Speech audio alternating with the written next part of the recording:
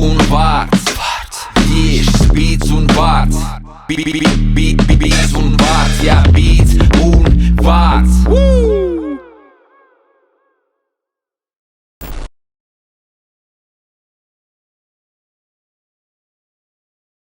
Podkāsts Beats un vārds sadarbībā ar Monster Energy. Kārtējo reizi esam klāt, visi šeit ieradušies. Es esmu ieradies kā katru reizi, un kā katru reizi man te ir arī daži ciemiņi. Viens no viņiem tajā galā, jūs jau zinat, tas ir Skutelis. Čau, Skutelis. Čau, Večuk. Un otrs mums ir Marko. Labrīt. Šādu kombināciju gaidījāt? Jā, interesanti ir tas, ka šiem abiem māksliniekiem tikko iznācis albums pa svētkiem. Jā, es nezinu, šitas tiks publicēts, protams, nedēļu pēc tam, ka mēs filmējam, bet burtiski tagad Latvijas svētkos iznāca Skutelim albums un iznāca Marko ar vienas dienas, principā, nobīdi vai 2 dienu, jā, sanāk. Un vispār, mums te šodien viss knapi sagāja tādā ziņā, ka Skutels bija apslimis. Marko šodien lido projām. Tā kā mums nācās sabīdīt visu līdz pašai pēdējai minūtei. Principā Marko pat taisno no šeit dodās prom uz lidostu. Skudels ir izveseļojies, cik es saprotu. Nu, cerēsim, jā, to mēs redzēsim beigās. Tātad Skuteļa albums Solus Rex un Marko albums Nelegance. Jā. Jūs jau par šo albumu pastāstījāt, esat jau visu kaut kur izstāstījuši. Es skatījos vakar Geto, shoutouts Radio 5, shoutouts Radio Naba, Marko tur bija, shoutouts Geto podkastam. Visur tur jūs esat pastāstījuši par albumiem, kurš vairāk, kurš mazāk, varbūt es kaut ko aizmirsu pieminēt, Skuteli. Tu varbūt vēl kaut kur esi pabijis. Izstāsti albumu tu nebija, ja? Nē, bet es būšu tajā brīdī, kad iznāks mūsu saruna, es jau tur būšu bijis. Ok, tas ir vēl labāk, jā, tāpēc, ka... Tas ir fantastiski, Veču. Tas ir fantastiski, jā. Ko es gribēju nedarīt, tas ir pārāk daudz runāt par albumiem un atklāju, ka mēs atkārtojamies, jā. Tā kā, jā, tas ir viens, bet sākot sarunu, varbūt Jums varbūt arī ir tā, kā man dažreiz ir, ja, ka es kaut ko pastāstu un es aizmirstu kaut ko pateikt. Un, ja varbūt ir kaut kāda lieta, ko jūs neesat pateikuši saistībā ar saviem jauniem albumiem, ja esot kaut kur citur, un jūs tagad gribat pateikt, vai kaut ko atcerējāties pēkšņi, kas ir kaut kas tāds nozīmīgs, teiksim. Ir tāda lieta? Vai jūs esat visu pastāstījuši jau? Man liekas, ka visi jau par Marko albums ir tapis ilgākā laika posmā, mans albums ir tapis ilgākā laika posmā, un visu jau nevar izstāstīt, pat ja mēs būtu uz 100 dažādiem raidījumiem. Tā kā kaut kas vienmēr ir palicis neizrunāts un aiz skadra, un tomēr mūsu mūzika jau arī ir tāda, ka var atrast daudz dažādu nianšu, interpretāciju un tā tālāk. Tā kā es domāju, par to arī varētu daudz runāt. Es varētu daudz runāt par savu albumu, Marko par savu albumu. Bet, ja tu domā tā vispārīgi, es laikam visu tādu būtiskāko, ko es gribētu akcentēt, esmu jau publiski akcentējis, bet tu droši jautā. Bet, mums varbūt sarunas laikā, jā, varbūt kaut kas kaut kur aizskries uz to pusi, bet pa lielam, jā. Kā tev ir, Marko? Man ir tāpat. Tas, ko viņš teica. Tas, ko viņš teica. Daudz kas jau ir pateikts. Tā uz sitienu grūti iedomāties, kas vēl tāds, jo galvā ir daudz vārdu. Un ja tev ir vēl kāds jautājums, tad tu droši nekautrējies uzdot. Okay, labi, tad mēs kaut ko gan jau atbildēsim. Večuk, jūties kā mājās. Jā, vispār brīvi. Mēs esam ciemos pie tevis, jā, tā kā mierīgi. Novelc sapavus. Es varbūt varu paņemt pazerties. Večuk. Paldies. Tiešām jūtos kā mājās. Klau, Džeki, tātad runājot par atgriežoties pie mūzikas lietām, jā? Atgriežoties pie mūzikas lietām, tātad, jā, Solus Rex, Vientuļais karalis un Nelegants, kā mēs noskaidrojām, es vakar skatoties Geto, ja, tad tas vārds ir izdomāts un principā Marko ir kā jau visi vārdi. Kā jau visi vārdi, jā. Principā mums viens jauns vārds. Es gribēju uzprasīt jums, es saprotu, ka Marko strādā, tevi veikals, strādā veikalā ar apģērbiem, jā, Anglijā, un Skutels, mēs kaut kad nesen tieši par to runājām, es to prasīju par tām lekcijām, kuras man interesēja, kurus tu tur vadīji saistībā ar literatūru, laikam, bet tas jau bija, cik saprotu, sen. Un tad es sapratu no tevis, ka mūzika ir vienīgais, ko tu dari. Un es gribēju uzprasīt jautājumu, kā ir, kad mūzika ir vienīgais, ko tu dari? Vai laika nepaliek pāri, vai kā tas notiek? Un otrs ir, kad ir kaut kādi darbi, citi nesaistīti ar muzonu, un kā to sanāk apvienot, un vai netraucē viens otram. Es pieņemu, ka jums varētu būt kaut kādi dažādas atbildes. Jā, es teiktu, ka valoda ir vienīgais, ko es daru. Vienkārši tās izpausmes ir dažādas. Kādreiz es pasniedzu Latvijas universitātē, bet jau vairākus gadus nepasniedzu. Būtībā mūzika ir pamatlieta, ar ko es nodarbojos, bet es daru arī dažādas valodas lietas, ja tas man ir interesants. Es strādāju ar dažādiem tekstiem, teiksim tā. Un otrā jautājuma puse bija par to, kā sanāk apvienot dažādas izpausmes. Zini kā, es mēģinu nedarīt tās lietas, kuras es negribu darīt, un nenonākt tādās situācijās, kad man būtu kaut kas apsolīts, ka man vajag to izdarīt, vai sarunāts, ka man vajag to izdarīt. Man patiesībā nav tuva šī nozara vai šī tēma, un tad es parasti esmu īgans, ja es nonāku tādās situācijās, bet par laimi es pēdējos gados tādās situācijās nenonāku. Attiecīgi, man sanāk visu foršu apvienot, jo es labi jūtos par to, ko es daru. Bet runājot par to, ka ir lietas, kuras negribas darīt, man liekas, ka, lai vai ko tu darītu, cik tev labi tas patikt, vienmēr atradīsies kaut kādas lietas, kuras mēs negribēsim darīt. Arī taisnība, jā. Tā kā no tā mēs neizbēgsim. Tā es novērojis esmu. Kā tev, Marko? Jā, es pilnībā pievienojos tiem vārdiem, ka es nevēlos darīt to, ko es negribu darīt. Un par to man arī albumā pēdējā dziesma kinda ir par to. Bet atsaucoties vairāk uz to pašu jautājumu, jā, es laikam... Man ir grūti iedomāties, ka es daru tikai un vienīgi mūziku, jo man patīk arī visādas citas lietas. Un līdz ar to man ir interesanti tās darīt, un tad tās iepīt savā mūzikā. Man ir veids, ar ko es darbojos, man patīk drēbes, es repoju par drēbēm, tas viss kaut kā apvienojas. Un tāpat ir vēl citas lietas, ko es labprāt paralēli darītu, ja es būšu spējīgs pakārtot tām savu laiku, jo laika menedžments ir mana vājā puse. Tur ir tā problēma, ka dažreiz liekas, ka ir tas jāizdara, un kaut kam nepietiek laika, un tad tu kaut ko atstāji novārtā, un tad tu kaut ko nepaspēji, un tad tu 2 gadus soli visiem albumiem. Bet, tur jau tā burvība.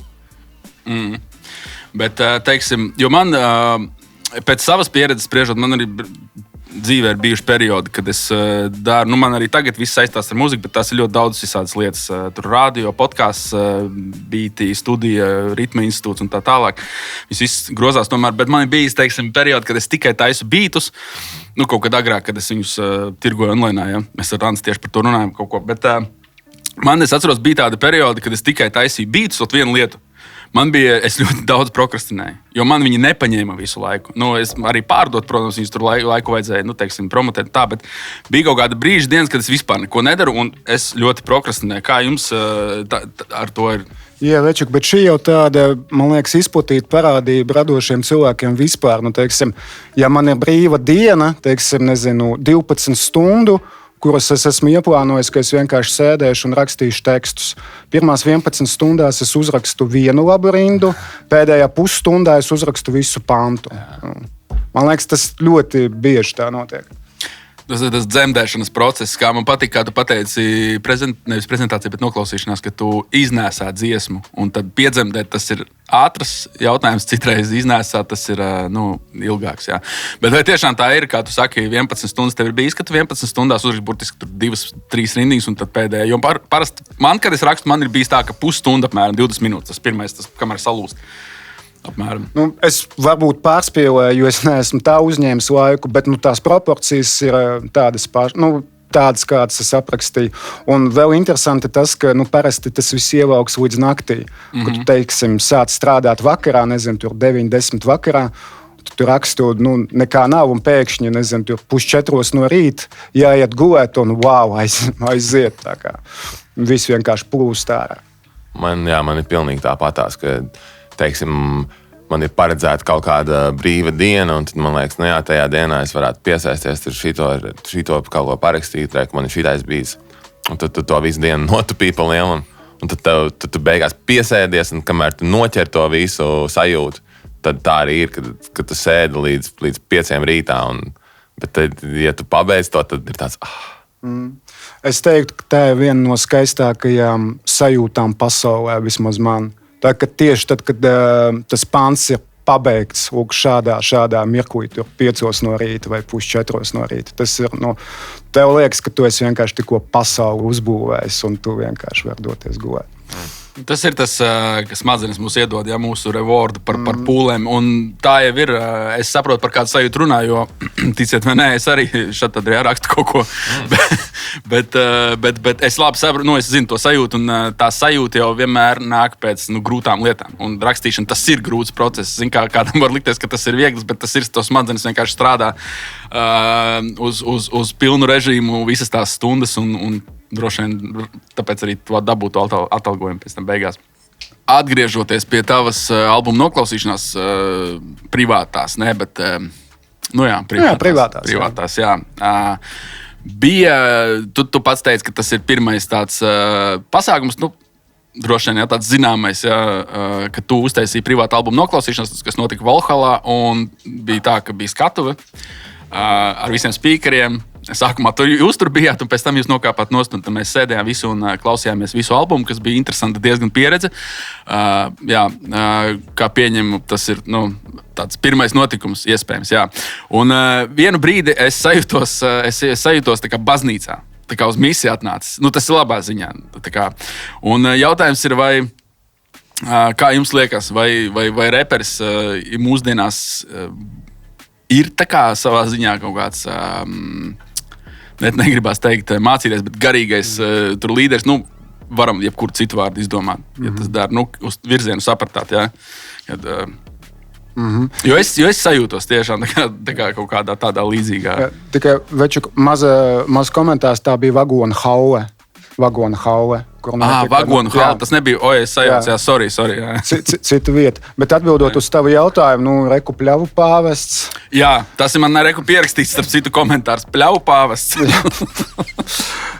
Man vakar bija saruna ar Edgaru Sniegu. Mums kaut kā sanāca arī Ansi iesvētīt par pāvestu. Tā kā ir 2 pāvesti vismaz. Viņš man to pašu teica. Jā, jā. Tā kā jā.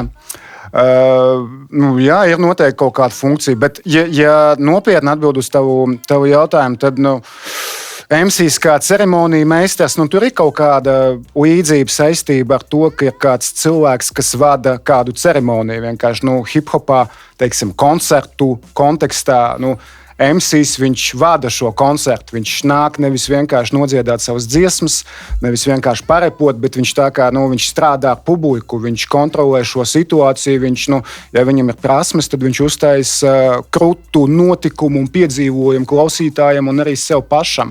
Tā kā, tur ir kaut kāda līdzība. Varbūt, no tāda sprediķošanas aspekta, es arī subjektīvi es zinu, ka ir vecāka gadu gājuma MC, kuri teiktu, tur ir liela saistība pat ar tādu reliģisku pieredzi un tā. Manuprāt, mūsdienās tas jau nedaudz ir pievilkts aiz matiem, bet drīz uz Rīgu atbrauks KRS-One, tad mēs varēsim paskatīties, kā viņš to dara dzīvē, ja es nekad neesmu bijis uz viņu koncertu. Jo es vairāk par to, ka interesanti arī bija tas, ka tur neviens nav uz skatuves. Un sākumā sēžot, pat es vispār nezināju, kā nevis uzvesties, bet kur man skatīties kaut vai. Jo priekšā skatuve ir tumbām un neviena nav tur, mēs te klausāmies. Man liekas, tā vajag aiziet uz šito kristiešu rap festivālu un tad pastāstīt mums, kā tu jūties. Tad īri, lai salīdzinātu, Tādi notiek, jā? Nē, es redzēju, YouTube ir tas viens, tas slavenais. Kas liek roku visiem klāt un viss krīt? Jā, tur ir tas. Tur bija tas slavē viņu tā, vai tas bija kaut kur citur? Šitais ārčiem jājautā, man liekas, viņam ir visi tie video saglabāti kā būtiski punkti Latvijas hip-hopā. Nē, šitais joprojām ir YouTube. Tur vēl viens Džeiks. viņš krieviski vērtē viņus, un viņš tā, pat dača, viņam rīktīgi cepī, tas deliveries ir ļoti bieži to viņš izcēla, un viņiem vēl, man patīk, ka tai žūrijai bija tā, tev tas blinks tās kustības tās ļoti hip-hopīgas, ļoti iesaku šo video, varbūt var es komentārā iemetīšu. Tas ir saturs, ko man pašam no sākuma līdz beigām ir grūti skatīties, bet tajā pašā laikā tur ir sava loģika, jo, lai sprediķotu, kāpēc lai neizmantot rečitējumu formu, kas ir jau savā sākotnējā veidolā viņi ir tāda, ka klausītājiem viņi paliek prātā. Viņi ir ritmizēti, viņi ir ar atskaņām, viņi ir, tas ir kaut kas tāds, kas ir iedarbs. Viņiem tur bija bez atskaņām. Es netiku tik tālu, bet viņiem bija pat dača. Bet jau uz to teorētiski skatās, teorētiski, tur ir sava loģika. Jā, interesanti. Es nekad nebūtu iedomājies, ka mēs par šo runāsim šodien. No visām tēmām, ka mēs nonāksim līdz šīm. Es arī vēl vakar nezināju, ka mēs runāsim. Kas nu vēl būs? Jā, starp citu, labi, atkal izraus no konteksta. Bija gadījums, pirms pāris dienām es braucu taksi, un tur skan Ancis 1005. Tāda bija dziesmas nosaukums. Jā. Un tieši pāntu build-ups notiek. Pirmkārt, man tā sieviete saka, uzreiz piesprādzējies. Viņš iekāpa mašinē. Labi, piesprādzējies, braucam, skan Ancis. Un tūlīt būs piedziedinājums, un viņa pārslēdz. Un es domāju, otrs tas tāds. Un tad viņa vismaz gudra ar noteikumiem tā. Un pēkšņi nākamais, kas notiek, tik līdz kā viņi izslēdz to Anša dziesmu, viņi vienkārši paliek krustojuma vidū pie sarkanā. Tāds man bija ceļojums. Es nezinu, kāpēc tu atceries, tāpēc, ka tu kaut ko par pārtraukšanu ieminējies. Jā, es uzreiz atceries. Tā ir tad, kad tu izslēdz Anša dziesmu. Pirms piedziedājuma, tu paliec krustojuma vidū. Viņam bija atpakaļ uz ielas, Tā kā viss savilkās. Nē, interesants notikums, jā. Tā ir, ka izslēdz Anša dziesmas, jā. Tā. Labi, ok, ejam prom no kristīgā repa. Es nezinu, kā mēs te nonācām, bet labi. Studijas, kāda ir studijas nozīme ierakstīšanās procesā? Markovs Bīta bez filtra teica to, ka lielākā daļa ir tapusi studijās nometnēs, vai ne? Skutelim ir sava studija PKI, kas agrāk bija TK, tagad viņi ir pārvesta uz lielvārdi. Starp citu, interesants fakts tas, ka Lielbritānija un lielvārdi arī kaut kas kopīgs. Un lielvārdi, Skutelim, es domāju, pienācīga vieta, kur dzīvot. Kāda ir nozīme ierakstīšanās procesā, un vai ir vispār svarīgi, kur ierakstītas dziesmas, un kā ir ierakstīties svešās vietās, teiksim, kas nav jūsu? Lielākoties mums tas viss albums ir tapis uz vietas, strādājot studijā, kaut kādās nometnēs. Mums ir svarīgi braukt kaut kādās kreatīvajās nometnēs, lai bišķīt pamainītu vidi, lai arī zinātu, ka mēs esam tagad aizbraukuši kaut kur, ar mērķi ierakstīties, jo tāpat mēs esam, pieņemsim, Rīgā. Mēs jebkurā brīdī varam kaut kur iziet ārā, kaut ko padarīt, vai arī, ja mēs esam pie manis Londonā, arī tur mēs gribam kaut ko iziet ārā padarīt, bet ja mēs esam aizceļojuši kaut kur ar konkrētu mērķi, kas ir rakstīties, un mēs arī parasti cenšamies ceļot uz tādām vietām, kur ir kā forši būt un uzturēties, bet tā kā tur apkārt nav daudz ko darīt, lai mums negribētos darīt visu kaut kādas tās lietas. Jā. Tāpēc, manuprāt, ir diezgan liela nozīme, un arī tā vides maiņa mani ļoti iedvesmo, tāpat galaktiķi iedvesmo. Visas pa lielam ir forši kaut kā izrauties, kaut ko pamainīt, tas arī tev dod kaut kādas jaunas piedzīvojumus, par kuriem tu vari pastāstīt, un jaunas emocijas, no kurām smelties iedvesmu. Kaut kā tā? Jā, par to iespēju gūšanu dažādās lokācijās, tur es pilnībā piekrītu. Tas ir mega svarīgs faktors radošajā procesā, jo reizēm kaut vai izejot pastaigā, tu kaut kā nomaini to skatu punktu un redzesleņķu un paskaties uz tekstu, ko tu raksti citādi un reizēm pamani kaut kādas lietas, kā var izdarīt labāk. Bet, ja mēs runājam tieši par studiju, tad man ir tieši pretēji nekā Marko. Man ļoti patīk, kad man ir tā viena sava vieta un, teiksim, es ierakstu dziesmu, bet man nepatīk, nezinu, viena rinda šajā dziesmā. Un es zinu, ka es rītdien varu izlabot to rindu vai pielabot to rindu. Ja man tas nepatiks, es parīt atkal varu to vienu vietu piekoriģēt vai piedziedājumu pārrakstīt vai kaut ko pabīdīt. Man ļoti vajag to mieru un lai man tā kā, netraucē neviens, lai man būtu tāda, pilnīgi noslēgta teritorijas studija. Mm-hmm. Jūs atceraties pirmo reizi, kad jūs bijāt vispār ierakstīties kaut kur, gan jau tas nebija mājās, es pieņemu, vai ne pirmā reize, vai kādu no pirmajām reizēm vispār, kur jūs aizgājāt un droši vien ar kaut kādu zinām mēru stresu to darījāt. Varbūt, jo man es atceros labi pirmo reizi, kad es aizgāju studiju un es biju riktīgi samīzies. Es domāju, vai jūs atceraties kādu? Mums bija viens krīps kaut kā tur senos laikos, un mums it kā tur uz vietas bija kaut kāds mīķis, tur kaut kāda ākstīšanās vien notika. Bet tā kā pirmo reizi, ka kaut kur es tā kaut ko atceros, bet es neatceros, vai tā bija pirmā reize, bet es noteikti atceros, ka tā bija tāda nopietnāka reize, un es tur tos cilvēks nebija saticis, un es tāds bišķi uztraucies, jūtos tos savus pāns rādot, un es atceros, ka es ierepoju, viņam bija tāds, jā, šis ir riktīgi labi, man bija tāds, Es īsti neatceros, kur tā studija bija. Kaut kur pie Daugavas stadiona. Tas varētu būt kaut kāds 2002, 2003 gads. Bet es pat neatceros, vai tā dziesma, ko mēs ar Kaspi, man liekas, viņu ierakstījām. Kaspi no PKI. Bet vai tā dziesma pat beigās bija tā kā ierakstīta, un vai man viņa kaut kur ir, to es neatceros. Bet vai es biju satraucies, gan jau, ka jā, bet baigi miglainas atmiņas par to notikumu. Man tomēr, pa PKI studiju visi lielie mūzikas notikumi vienmēr bija dzīvē. Mm.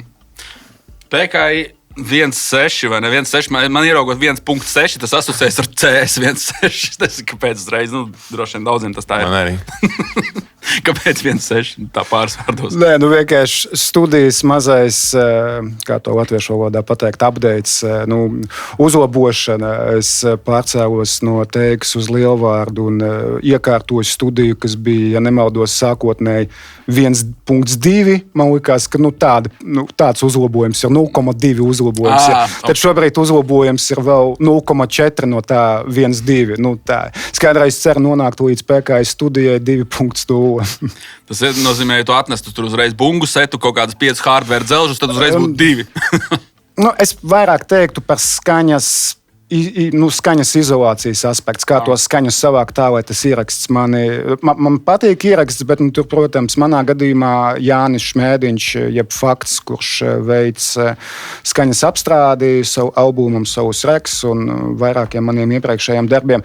Viņš, protams, ir meistars, viņš var to skaņu savākt, bet es gribu arī to ierakstu, vokālu ierakstu visvairāk pamatā dabūt mazliet vairāk savākt, un tad man vajag to telpu bišķiņ citādāk pārbūvēt un iekārtot. Bet bungu sets arī būtu viena no opcijām, lai mēs iet uz augšu. Es redzēju nesen vakaru Vēzakar video, kur Džeki mauc, un viņam vienkārši kaut kasta bija uzvilkta galvā. Neuzvilkta, viņi stāv, viņi ielien tajā kastē un mauc.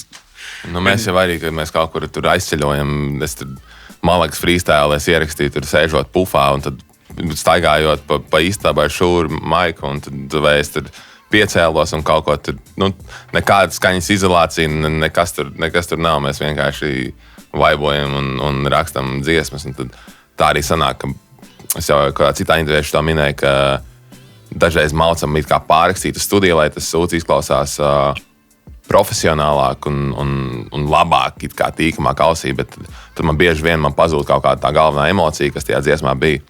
Un es sāku, pofīgi, tā kā ņemam to veco versiju, viņa varbūt skan sliktāk, bet viņa skan tā kā pareizāk. Šitais, man liekas, reperiem vispār ir ļoti izplatīti, ka ierakstīšu jau tikai demku. Tāda, pirmā versija, pēc tam ierakstīšu īsto. Tad tu ieraksti demku, ieraksti tur 20 versijas, un tu saproti, ka demka ir īstā un pareizā. Tur ir kaut kāda, brīvība vai tā atbrīvotā sajūta, kas tajā brīdī ir. Es nezinu, kā to rova enerģija kaut kāda. Kaut kas tāds, kas nāk pirmatnējā, tā, kas ir... Pēc tam jau to atkārto. Es esmu pārrakstījis kaut kādas vairāk tādas, reprezentīgās tipa dziesmas. Tur kaut kāds pļaupāvis freestyles, tāds es esmu pārrakstījis. Bet tādas dziesmas, kur ir vairāk kaut kāda emocija konkrēti, tās man grūtāk nāks pārrakstīt. Man vispār nepatīk pārrakstīt. Tas tā kā no visiem tiem studijas darbiem, tas man nepatīk visvairāk. Tu sēdi un tu mēģini pateikt vēlreiz to, ko tu jau vienreiz pateici. Kāpēc? Es labāk kaut ko citu pasaku. Tev nav tajā brīdī, ka tu vienkārši domā, kā citādi to var pateikt? Kā var, intonāciju krūtāk uztaisīt vai kaut ko tādu? Dažreiz ir, ja tā demka nav laba. Jā, vai viņi nevis nav labi. Mēs piemēram vakar iemācām dēmku, un es jau zinu, ka mans deliverijs tur bija pilnīgi nepareizs. Līdz ar to es tā kā gribu pārrakstīt. Man ir iekšā, es jau redzu galvā, kā man viņa ir jāiemāc. Bet, ja tā dēmka, ja es esmu noķēris jau to sajūtu uzreiz, tad man negribās. Man baigas gaļaks. Mēs arī tā kā Odiņa albumā to mūsu dziesmu, kad sarakstījām, tas viss notika studijā uz vietas, un tad es nācu pie preseta pārrakstīt. Un es nevarēju dabūt to sajūtu. Man nekādīgi nepatika. Un es saku, preset, tā kā, sorry, atstāju šitā. Un tad es nezinu, man ir tā.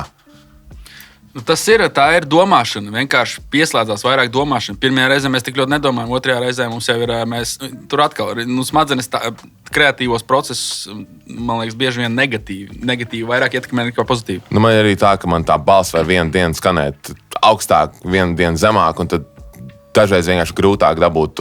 Dažreiz es vienkārši skanu pārāk animētu, un man jābūt tādam piezemētākam. Jā. Un tad, es nezinu, man grūti noķert. Man nepatīk šīs pārrakstīšanas.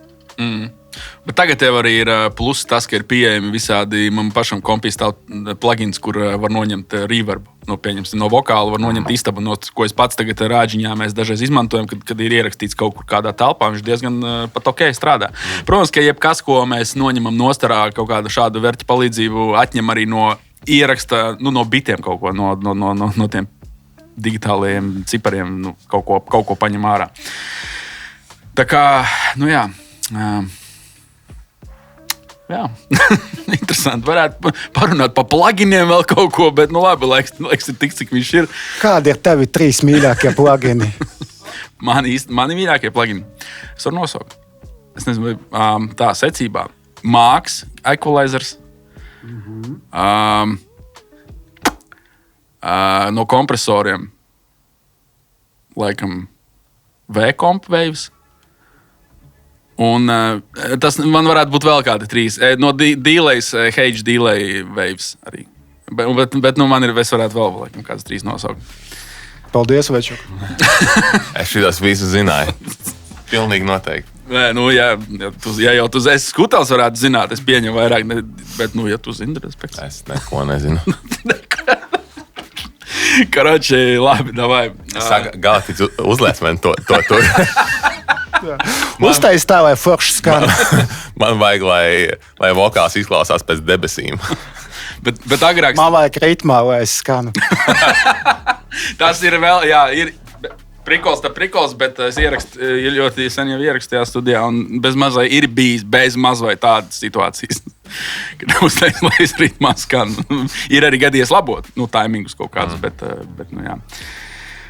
Tā, ko es vēl gribēju? Laikam, neko. Labi, ja jau mēs esam sanākuši tādi cilvēki no 2 paudzēm, ja tā varētu teikt, es pieņemu. Ir tā gada atšķirība, un mēs varētu jau teikt, ka šīs ir vismaz, ja ne, mēs esam vectēvs ar mazdēlu, vai dēls ar vectēvu. Bet nē, tā gluži es neteiktu. Bet hip-hopā, es domāju, tīri mūzikas ziņā. Take your dad to school day. Jā, wakey, it's time to school. Es domāju, vairāk tādā muzikālā ziņā hip-hopā, kā paudzes, kā tādā ziņā vairāk. Ja jau mēs te esam sanākuši, tad mēs varam parunāt par to, kāda bija bērnība un atšķirība tajā un šajā laikā, kādas ir atšķirības. Un varbūt no jūsu katreiz gribētu no jums dzirdēt, varbūt, kuram, kā jums liekas, bija labāka bērnība. Tad, labi, Marko varbūt nezinu, kāda bija Skuteļa bērnība, bet varbūt mēs par šito varam iesākt bišķi parunāt un tad un pie kaut kādiem secinājumiem nonākt. Un kā tas ietekmē mūziku šajā laikā un varbūt tajā laikā piedzīvotais. Es nezinu, vai ir skaidrs mans jautājums, man pieņemsim nē. Mēs mēģināsim atkodēt. Teiksim, kāda tev bija bērnība? Forša? Normāli, nu. Tā, Tu varētu teikt, ka tev bija laba bērnība? Nu, no 1 līdz 10, cik tu dod šobrīd? 5. 5, ok. Es no 1 līdz 10 dotu 8, bet patiesībā bija 10 no 10. Un es, man liekas, eju uz to, ka es saprotu, ka patiesībā bija 10 nu, labi, no 10. tad es iedošu 6. 6, Jā, ok. jā. Nu, tā kā bija chill. Jā. Mēs atbildējām, kā Aizars tev jautāja. Nē, nu labi, paturpinam. Tad, cik, Marko, kad tev parādījās pirmais smartphones? Labs. Pats, es pat neatceros. Man bija Androids vēl toreiz. Bet tas bija touchscreens. Jā. Nu, man mammai bija smartphones, pirms man bija smartphones, un es arī gribēju. Es nezinu, ka man bija kaut kāda 12 gadi. Es pat neatceros. Es atceros, kā viņš izskatījās, un ka man tur visādi mixtape bija salādēti. Un tad bija baigais prieks par to, bet es tāpat baigi neatceros. Es atceros, ka man bija pirmais telefons. Tur vēl varēja ar Bluetooth tur kaut ko pārsūtīt. Es atceros, es nezinu, kāpēc. Man mammai bija visādas dziesmas telefonā. Un viena no tām bija Hit 'em Up. Un es atceros, pilnīgi, man mamma neklausās tādu mūziku. Bet viņai bija tā dziesma telefonā. Un, es pārsūtīju no mammas telefona visas dziesmas. Man bija tāds stilīgais moments, kad čeklājot mani muzonas telefonā, man bija tas Hit 'em Up. Un es skolā visiem rādījumiem bija tāds, šito jūs nezināt. Un tas jūtos rīktīgi stilīgs, ja man bija tā dziesma telefonā. Tā tagad atzīme izauga tikai uz 7 balēm. Ar katru atmiņu būs labāk.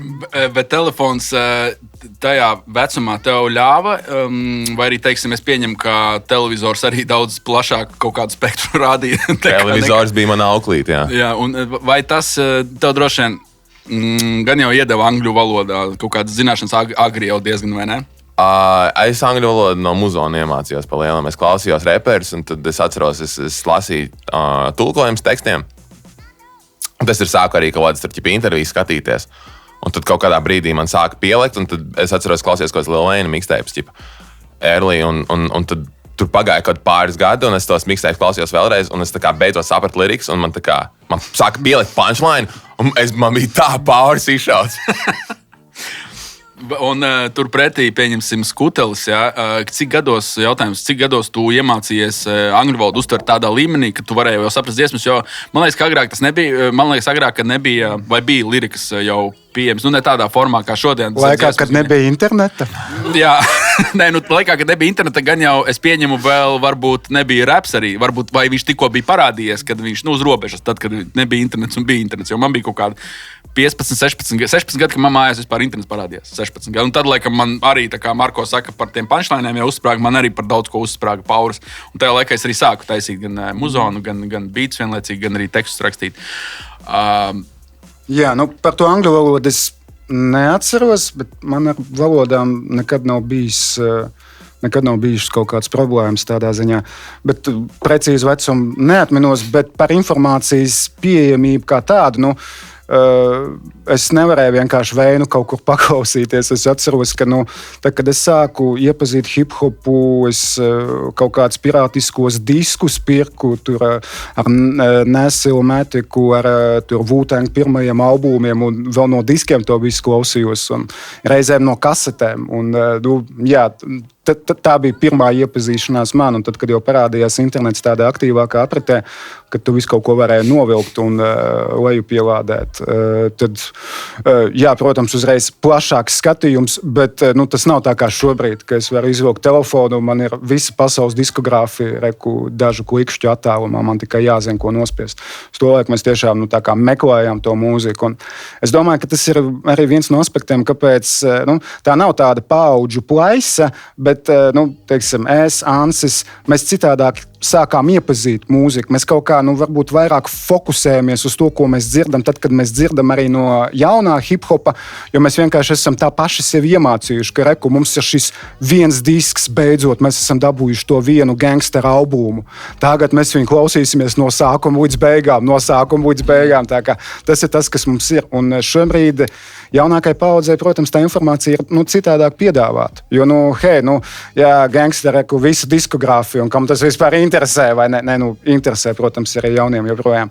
Bet vienkārši citādāk informācija ir pieejama cilvēkiem. Jums, es sīks biju, es vēl šito paspēju kaut kā noķert. Jūs DC++ arī kaut kā kačājāt? Protams. Jā, protams, ka nē. Nē? Jā. Nē,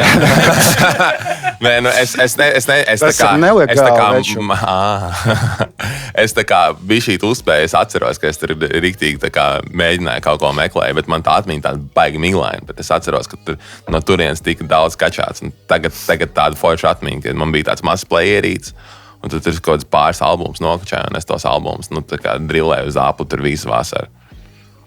Bet interesanti ar DC++ bija tas, ka tie bija šērotie folderi no kompja kāda. Un tad tur tajos folderos varēja atrast ne tikai dziesmas, bet arī ko kāds nejauši nošērojis kaut ko citu. Nu, man laikam, nebija tā. Es tur kaut kāds pāris albumus, un arī tos, kurus es nokačāju, tos es arī dabūju. Bet šitas, man liekas, Soulja Boys uzsprāga, ne? Viņš teica, šitas ir tā Džeka albums, bet tur īstenībā bija viss viņa muzons. Viņš mainīja nosaukums saviem albumiem, lika visāds fītus, man liekas, tur klāt. Viņš to izdarīja pirmais. Viņš jau vispār revolucionārs Džeks, man liekas, viņš bišķiņi apsteidz savu laiku. Bet vai tas, tagad nonākam pie tā, vai tas kopumā viss, tā atšķirība, teiksim, kaut kā savādāk arī ietekmē radošo procesu, ka vienam ir informācijas pārpilnība, ka nezinu, no kura gala tu vispār kaut ko gribi ņemt, un varbūt otrā pusē ir tas, ka tu ņem visu, ko tu vari paņemt, un vai arī, nezinu, tajā brīdī varbūt pašam sava kaut kāda radošā pieeja kaut kā mainās tajā brīdī, kad tu vairāk domā no sevis kaut ko mēģini izvilkt. Un tas, ka otrā variantā ir tā informācija tik daudz, ka mēs jau no ārpuses sagrābamies ļoti, ļoti daudz, un vai tas kaut kā varētu ietekmēt gala rezultātā to, kā mēs veidojam vispār mākslu, ne tikai mūziku gadiem.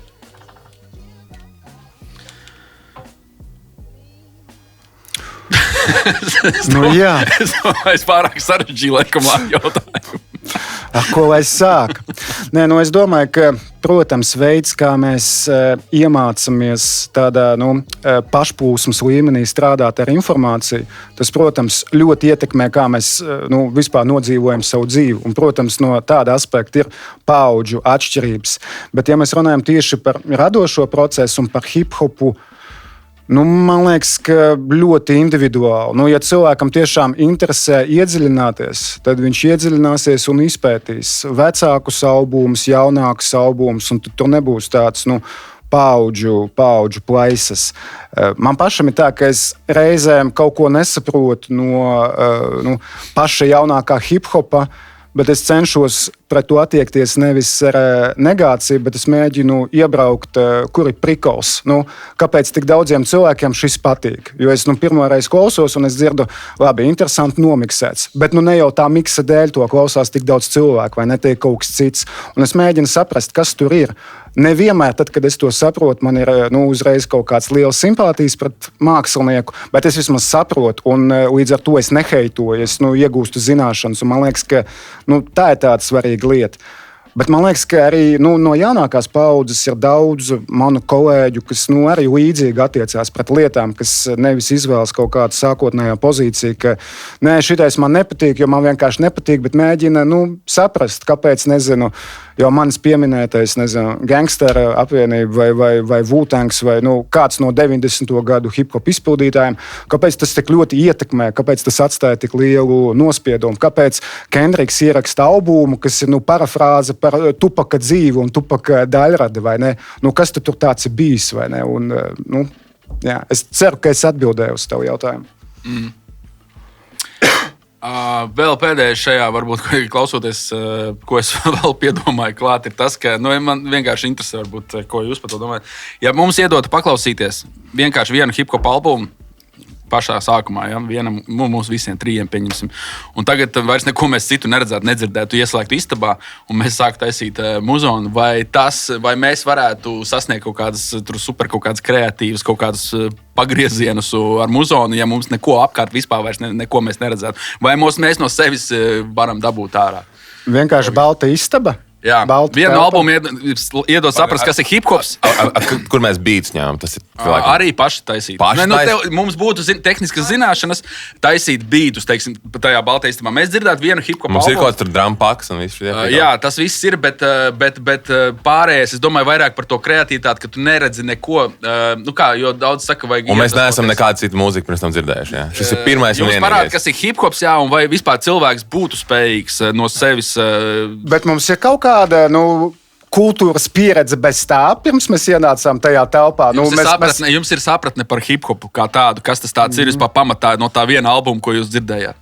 Mums ir pasniegt pirms tam 2 stundu lekcija un ir bijis šī paskaidrot. Jā, un iedot viens drumkits. Ok, kāds albums mums tiek parādīts? Arī tas ir vairāk par to, ka nav varbūt svarīgi, kas ir kāds albums parādīts, bet kur tas, vai mēs varētu gadu gaitā, tur sēžot tajā baltajā istabā, radīt kaut ko jaunu, aizrakties līdz kaut kādiem tur 10 veidu flowiem un tā tālāk, ja mēs nedzirdam kaut ko apkārt, kaut kādas ietekmes. Es domāju, ka es šaubos, ka tur iznāk kaut kas labs. Es domāju, ka tur var būt pāris inčīgas idejas. Jā. Es domāju, šito vajag Kaņē piedāvāt. Šito konceptu. Rīkam Rūbinam vajag atrast kaut kādu džeku, ar kuru viņš nosēžas un šitā izdara. Vienkārši nolasa to, ko tu pat mums pastāstīji. Riks Rūbins pastāstīt kādam jaunam izpildītājam, atrasta kaut kur viņu un īstenot tādu konceptu. Es par viņu nešaubos, un Kaņē Vest par šitā varētu veselu Black Mirror epizodu nofilmēt, man liekas. Totāli, jā. Jā, man pašam interesē vairāk tas, cik cilvēka potenciāls pats vispār no sevis tāds rov kaut kāds, kur var aizvest. Bet labi, tas laikam ir arī, viens pats mēs dzīves laikā nevaram tik daudz izdarīt, kā ja mēs visi kopā izdarām, un tad viens no otru varam pamācīties. Tā ir šodien filozofisks es. Jā. Tātad, pie kā mēs palikām? Mēs par bērnību sākām runāt, un beidzām baltajā istabā. Karači sākām par bērnību. Un vēl bija kristietības tēma. Sākām baltajā istabā, beidzām par balto lapu. Pie baltas lapas, jā. Labi, agrāk vēl viena lieta, kas bija agrāk, un varbūt tagad tas, ka agrāk reperi, gan jau Skutels varētu piekrist tam, ka bija agrāk nemācēja vai baidījās izrādīt emocijas, kaut kāds bija visi tādi, vairāk vai mazāk tādi pelēkie, sūrie, drūmie džeki, jā, ķipa, kuri, taisa underground, lielākā daļa, jā, teiksim. Es tagad varbūt bišķi pārspīlēju, varbūt tā nav gluži, ka 100% visi, bet tagad reperi nebaidās, teiksim, izrādīt visādi veidu emocijas, eksperimentēt ar skaņu, ar muzonu, ar dziedāšanu un tā tālāk. Kāpēc tas tā ir? Tas ir kaut kā... Pateicoties Kaņē Vestam, gan jau. Rikam Rubinam. Palielam. Bet man liekas, arī bija kaut tā viena ēra, pēc tā visa, kur bija viss šis Saska FM raps, un tur viņa salāza man sirdi, un man tagad ir vientuļi, un viss šīdais raps bija. Un man liekas, ka mums vajadzēja arī tam sūdam iziet cauri, lai tā kā reperi var tā kā pārkalibrēties un tā kā saprast, ok, man šitā nevajag. Bet, labi, tie arī tie reperi, kas tur bija, viņi bija tādi nepārāk labi. Jā, vēl viens iemesls noteikti tāds, ka hip-hops ir palicis arvien populārāks un populārāks laikam ejot, un līdz ar to tas ietekmēs no dažādiem citiem žanriem. Es domāju, ne tikai popmūzika, bet vispār no citiem žanriem. Ir izpildītāji, kas krustojas no dažādiem žanriem kopā, un tad vienkārši savstarpēja ietekmēšanās notiek. Arī tas, ka ir laba dziesma, nerunājot par nekādu žanru, ir tāda, ka viņa var sakonektēties ar jebkuru cilvēku. Viņi var to žanru kaut kā transcendot. Ja? Un tie mākslinieki, kas tāds māk sarakstīt, visticamāk, ka viņi dabūtu iekšā to kaut kādu emociju, ko katrs var pa savam sajust. Un vienkārši laika gaitā arvien vairāk labu mākslinieku parādās, un nākamās paudzes mācās no tiem. Un tā tas zobens tiek slīpēts. Bet agrāk jau, man liekas, bija tā, ka tur raps, ja, un nedod Dievs tur kaut kāds dziedošais, pārāk dziedošs piedziedājums, teiksim. Tur jau, man liekas, bija tāds vairāk, sabiedrības varbūt kaut kāds tāds. Bet tas arī tāds baigais Latvijas prikols, jo, jau 90. gados, tā kā bija visi R&B piedziedājumi, un reperi bija uz R&B featiem, un man liekas, tas tā līdz Latvijai bija šī novēlot, kā vienmēr atnāca. Jā, pašmāju hip-hopu ļoti ietekmēja savā sākuma posmā, teiksim, Armanda albums, STA albums, Gustavo pozīcija, kas lielākoties bija tāda, ka, mēs jau te nekādu popmūziku netaisam, ja? Tu gribi būt populārs, tu esi loks. Ko tu vispār atļaujies? Mums vajag būt drūmiem, skarbiem. Es pārspīlēju, protams, es pats gan beidzot, gan manas pilsētas skatos, gan kas ar kas saskatu kaut ko daudz vairāk. Bet tā bija viena no pozīcijām, kas ietekmēja to paudzi, kurai es esmu piederīgs. Tur Ansi, Edu, PKI. Mums bija kaut kāds nospiedums no tiem kolēģiem, uz kuriem mēs skatījāmies kā uz lieliem māksliniekiem, teiksim tā. Tas arī, man liekas, ir tikai loģiski, jo, ja hip-hops ir counterculture, tā kā tajā sākumā arī topus okeānam tā bija vienkārši līdz ar to, ka tas attīstījās, cilvēks saprat, ka tā domāt arī ir bišķīt absurdi. Bet, kad pie mums tas ienāca, visi pa lielam ienīda reperis, un līdz ar to viņu mērķis arī nebija izpatikt. Tev rodas šīdais te attitūds, ķipa zini. Līdz ar to, man liekas, tas viss ir likumsakarīgi. Un tad žanram augot, tā kā mums jāmāk iekāpt jaunās botās. Bet nav jau tā, ka šobrīd būtu, šobrīd, man liekas, pašmāju hip-hops, un ne tikai pašmāju hip-hops, protams, ir ļoti, ļoti dažāds. Var atrast dažādas pieejas, koncepcijas, attieksmi pret mūziku, hip-hopu skanējumu un tā tālāk, un tas ir forši. Ka ir plašs spektrs, no kā klausītājs var atrast kaut ko sev tuvu. Ir kaut kāda lieta, ko jūs redzat, teiksim, jums vienam pret otru. Viena lieta, kas ir kopīga, un viena lieta, kas ir stipri atšķirīga. Varbūt varat nosaukt. Ja varat nosaukt tavs sitienu. Mums abiem patīk vārds jā. Jā. Labi, un atšķirīgi. Negaidīšu to atbildi. Es domāju, tāpat kā jūs negaidījāt jautājums kaut kāds konkrēts. Labi, un atšķirīga lieta. Skūtēls, man liekas, tur beats prot taisīt arī. Viņš ir tāds muzikālāks džeks, tādā ziņā nekā es. Es domāju, ka arī Lil Waynes mūs vieno. Ideāli. Vārdu spēles, attieksme pret tekstu, bāri, punchline. Tas patiesībā man nepatīk baigi atgriezties pie tās vecuma paradigmas, ko tu esi uzspiedis filozofiski šodien. Bet nē, tas vairāk. Bet tā ir lieta, kas man personīgi ir svarīga. Ka, es zinu, ka ir piemēram Marko, kurš sapratīs manus punchlinus. Un tas ir krūti, jo mēs esam dažādas paudzes, bet es zinu, ka viņš sapratīs, ko es esmu sarakstījis. Un ne visi jaunākas paudzes klausītāji saprot atšķirību starp filleru rindu, starp bāru, starp punchu. Un tas mūs vieno. Es piekrītu. Kā tur atskaņa bez punchline ir pusdarbs. Tā, labi. Pie kā mēs palikām? Par fītiem. Marko dziesmā, Marko albumā ir vairāki fīti. Par tiem tu arī stāstīji Geto par to, ka tev tie visi fīti atnāca. Tā dabīgi, neviens tur baigi nav baigi plānots un tā tālāk. Skutelim nav neviena fīta. Vai tas varētu būt saistīts ar to, ka vientuļais karalis un tāpēc nav fīti? Vai tas bija apzināts lēmums vispār? Un vispār, kā jūs skatāties fītiem? Kad viņi ir vajadzīgi, kāpēc viņi ir vajadzīgi, kāpēc notiek fīti un kad notiek vislabākie fīti? Tā bija apzināta izvēle. Viens no motīviem, kas iet cauri albumam, ir par vientulību kaut kādā nozīmē. Man sākot, vēl pirms es biju skaidrībā ticis ar to, kā tas albums skanēs, man bija doma par vienu dziesmu ar Odu, kur viņš labi ierakstītos. Ironiski, ka tā dziesma vispār beigās nav albumā, un bija doma par to, ka mūsu sirds nekad nebūs vecas, kā Ansim būs otrais pāns, bet tad arī laikam ejot, es uzrakstīju pats visu. Bet jā, tā bija apzināta izvēle. Tev bija arī jautājuma otra puse. Par fītiem vispār.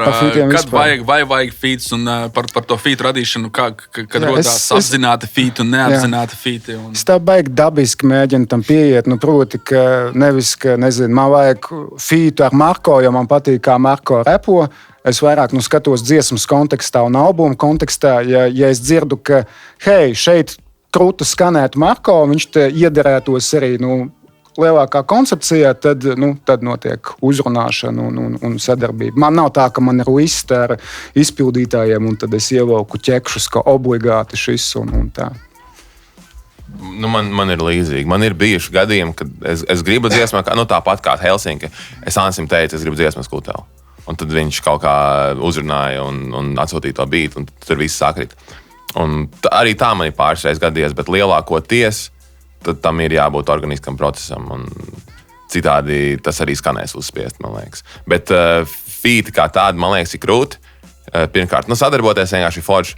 Otrkārt, tur arī dažreiz parādās tas kaut kāds hip-hopa sportiskais aspekts, kuram labāks pāns, un tad kāds uzraksta pāntu, un tev uzreiz ir uzrakstīt labāk, vai arī tieši otrādi, ka tam otram reperim ir labāks pāns, un tev tās, nākamreiz tad es viņu uzvarēšu. Un tā kaut kā tā foršā sāncensība.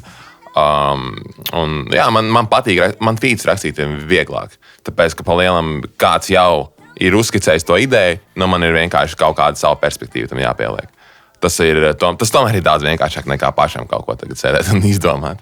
Būtībā tevi kolēģis pieaicina pie gleznas, kas jau ir ierāmēta, bet tev vajag piezīmēt kaut ko klāt un mēģināt neizdarīt tā, vai tas ir krāniņš vai kaut kas tāds, bet tas gaumīgi ierakstās kopainā. Precīzi. Es varētu piebilst savus 2 centus par featiem, 2 centus, 2 stundas. Par to, ka man laikam vairāk asociējās mani feati. Man ir ļoti daudz feati. Vispār es daudzos visādos projektos featos, un tas ir lielākā daļa manas dziesmas, un laikam to varētu norakstīt kaut kādu savu veidu. Vai tas ir slinkums, vai vienkārši negribēšana pabeigt dziesmu, vai arī tas, ka es vienkārši bieži parādu iesāktas dziesmas ļoti bieži kādam, un kāds pasaka, es varētu uzlikt, un tādu davai. Tas ir tāds mana pieredze ar featiem, un tāpēc man ir ļoti 80%, 90% manas dziesmas ir 80% kaut kāda vienkārši feati. Bet feati, jā, kā tu teici, kā mēs te teicām, kā jūs teicāt, tas ir laba veida, protams, izaugsmē. Kaut ko kāds iedod, kaut kādas programmas apmaiņas notiek un tā tālāk. Par valodas zināšanā viss ir skaidrs, bet par valodas lietošanu. Nākamais gribēju uzprasīt par valodas lietošanu. Cik strikti izvērtēt to un kā to izmantot savās dziesmās, kā jūs skatāties uz anglicismiem, kā jūs skatāties uz lamuvārdu lietošanu. Jo kāpēc man tas likās šobrīd interesanti, ka Skutels arī savā prezentācijā tev bija stāsts par to, ka par to satīna dziesmu, kāpēc tu izvēlējies atstāt savā albumā kaut kādu mazu daļu anglicismu, kas tev tur bija, vai dziesmā, vai albumā. Kaut kas saistībā ar to, jā. Par to anglicismu, lamu vārdiem, par valodas vispār, kā jūs izvērtējat? Es zinu vienkārši, ka Skutels ir ļoti strikts attiecībā uz valodas lietošanu, tāpēc tāds jautājums. Es nezinu, vai jūs sapratāt jautājumu, bet mēģināt varbūt atbildēt. Es laikam nedzirdēju, ko Skutels pateica tajā albuma prezentācijā, tāpēc man ir kind interesanti. Kas tur bija pateikts? Varbūt tu vari man arī ieskatīt. Pāris vārdos atstāstīt. Man bija jautājums par to, kā es tieku galā ar iekšējo cenzoru, un tad es stāstīju, ka rakstot savus reks bija viens brīdis, kurā es nezināju, kā pabeigt vienu tekstu, un tad bija tieši iznācis Satīnam video 113. Un man iedvesmoja tā dziesma, jo puiši vienkārši repo par narkotikām un visiem patīk. Un es domāju, ja var tā, tad tas, ko es te sarakstu, tas arī tā kā ir ok. Tā kā, jo es bišķiņ citādāk rakstu, vai ne? Bet tas nav kā uzbrauciets domāts. Bet vienkārši, ja šis ir tā kā pieņemami, tad tas, ko es sarakstu, tas arī pieņemami. Okay. Tāda bija mana doma. Jā. Tas nebija īsti par... tas bija arī sazobē ar anglicismiem, bet jā. Fair. Vai kā anglicisms. Man nav problēmas ar anglicismiem. Jā. Es dzīvoju pirmkārt Anglijā. Man liekas, man viņi diezgan dabīgi nāk, un es varu arī runāt bez tiem, bet man patīk tos izmantot. Sorry, Jack. Sorry, guys. Sorry, guys. Man gan ir tā, ka man nepatīk, kad reperi izvēlas rindas beigās likt ļoti vienkāršs angļu vārdus. Tur nezinu, lame game, tur fame, whatever, jā. Tā kā tas ir pārāk vienkārši. Tas tāpat kā sarīmēt māju un kāju, tikai tu to izdari angliski. Bet tos anglicismus var krūti apspēlēt. Un dažreiz man patīk arī met angļu vārdu ar latviešu vārdu. Vai, piemēram, Leiks, viņam F6 Leiks, viņam ir tāds rīktīgi krūts prikals, ka viņš būvē tās vārdu spēles caur anglicismiem un tā kā savieno viņus ar latviešu valodu. Es arī tā dažreiz daru, bet viņam tas ir rīktīgi izteikti. Un man liekas, ka viņš to dara tik ļoti kreatīvi, ka tas ir pilnīgi tā kā jauns veids, kā repot latviski. Un man liekas, ka tam ir jāpastāv. Tas ir interesanti, tas arī padara viņu kā karakteru daudz kolorītāku. Tāpēc man nav problēmas ar anglicismiem. Man vienkārši nepatīk, kad viņi ir pārlieku daudz un kad viņi ir tādi lēti un negaumīgi. Un kādā latviešu akcentā mauc? Baigi, ja? Tas arī atkarīgs no delivery, no padačs.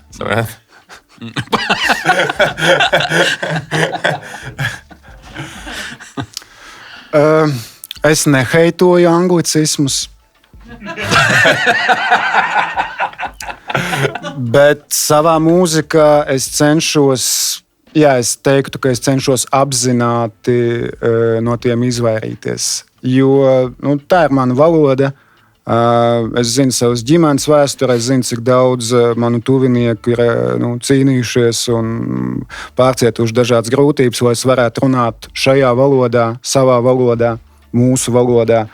Un man ir svarīgi izpausties tajā, domāt tajā un arī būvēt savu mūziku tajā. Bet es neheitoju. Nē, tā arī vajag. Katram ir jāiedod tas savs pienesums, un kopā mēs būvējam to Ķīnas mūri. Bet par lamuvārdiem tas gan man tā.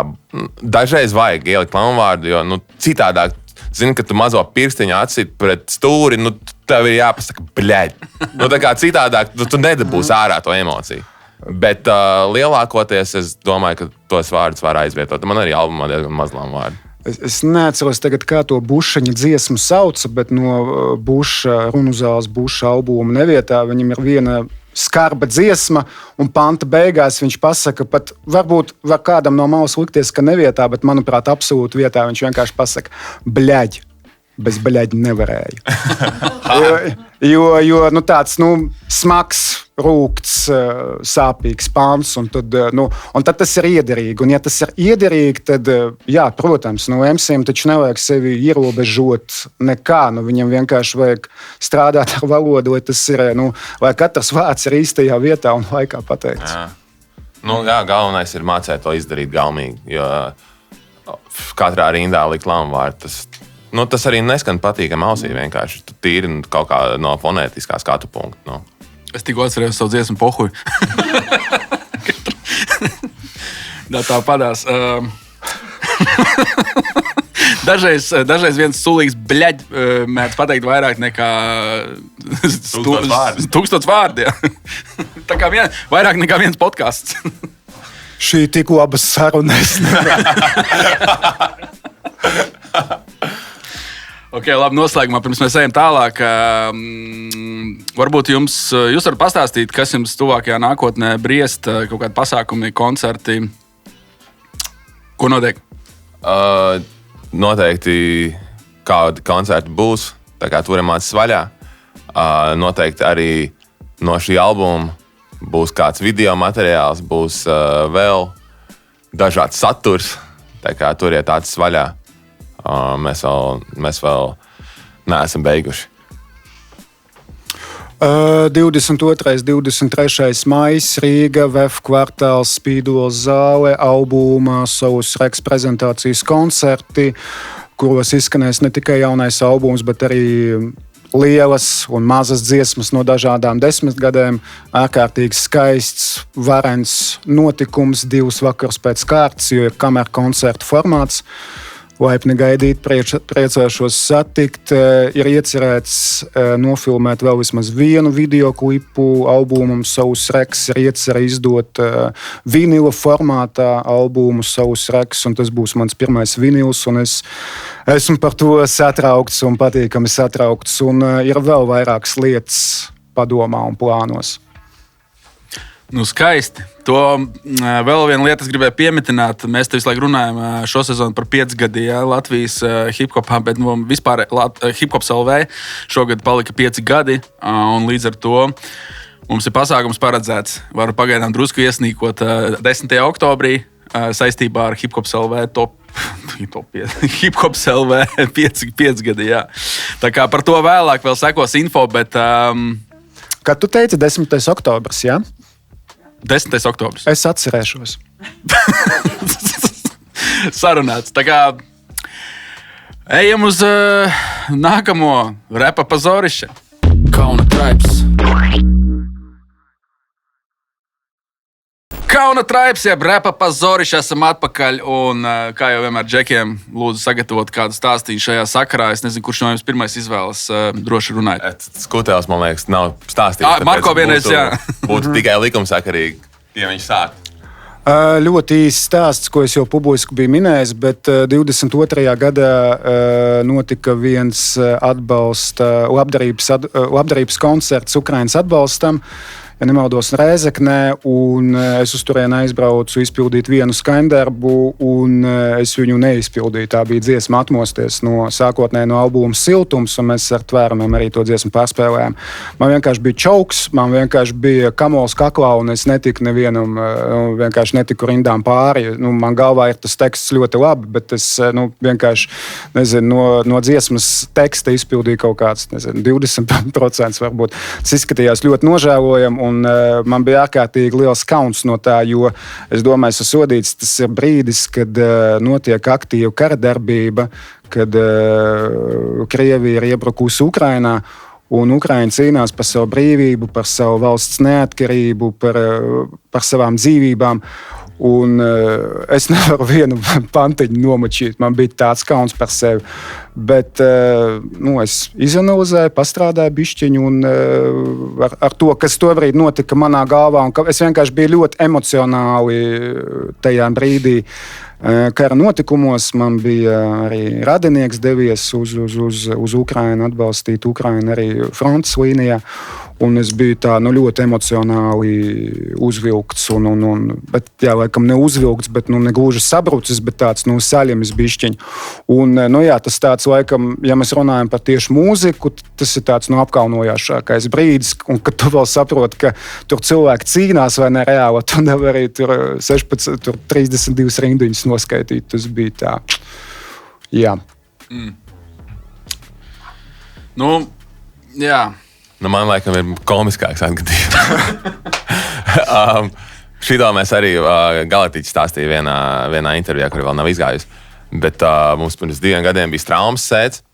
Un, ja es pareizi pārstāstu, kā man Galatiķis to paskaidroja, bet apmēram bija tā, ka viņam ir tas DJ deks, un tur ir tie 2 deki, jā, kas tā kā tu skrečo. Un mums bija kaut kāda dziesma, kur mēs gribējām izpildīt. Un mēs sākām izpildīt, un tie bāsi tā sīta, ka tā pults sāk kratīties, un tie deki sāka skrečoties paši. Viņi nolasījās, viņiem likās, ka tiek skrečot, un tā dziesma visu laiku apstājās, un mēs nevarējām nomačīt.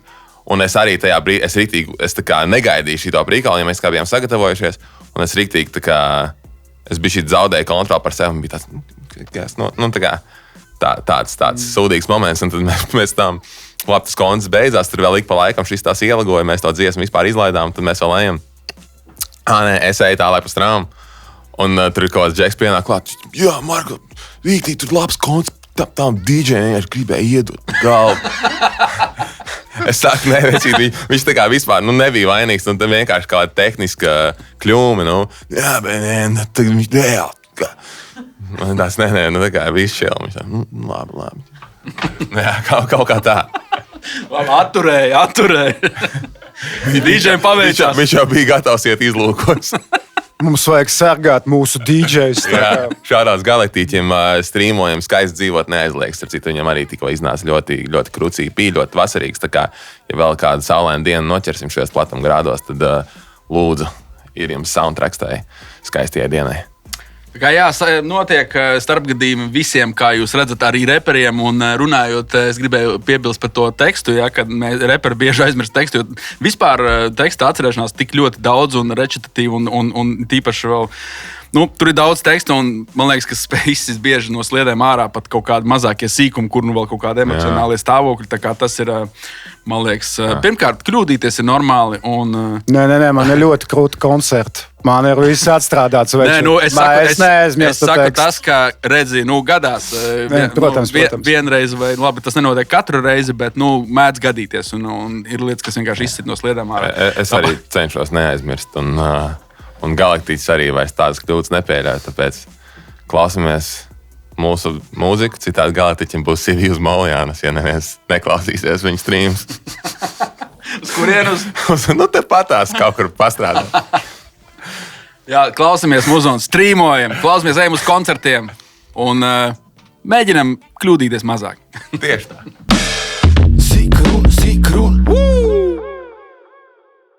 Sīka runa. Nesaukšu tos par ātriem jautājumiem, jo dažreiz netika ātras atbildes. Ja? Malsam, man te ir pārīts sarakstīts. Būs pāris kontroli jautājumi, kā parasti, bet pirmais, ko nevajag darīt studijā? Dūmskrolot. Slinkot, jā, vienkārši nestrādāt. Cikos ir labākais koncerta sākums? Pusnaktī. 9. Es vairāk esmu par skuteļu atbildi. Labi, varbūt pusnaktī bišķi pa vēlu. 11.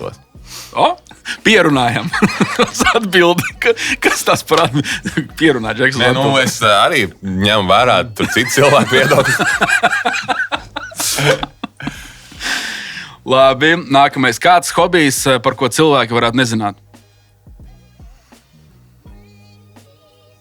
Jūs noteikti nezināt, ka man patīk futbols. Jā, es arī gribēju teikt par Barcelonu. Jā. Es vienkārši nezinu, cik daudz klausītājs, bet es pieļauju, ka ļoti maz klausītāji patiešām tā kā saprot, ko man tas nozīmē.